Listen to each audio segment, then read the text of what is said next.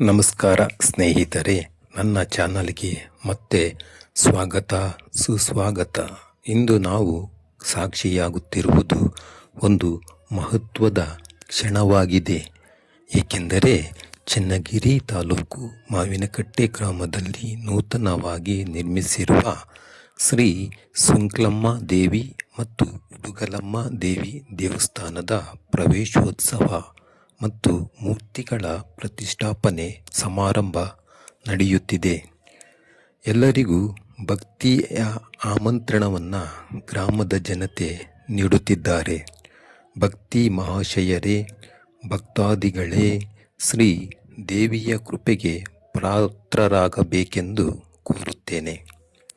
ಈ ಪವಿತ್ರ ದೇವಸ್ಥಾನವು ಗ್ರಾಮದಲ್ಲಿ ನಿರ್ಮಾಣಗೊಂಡಿದ್ದು ಭಕ್ತರ ಹಲವು ವರ್ಷಗಳ ಕನಸನ್ನು ನನಸಾಗಿಸಿದೆ.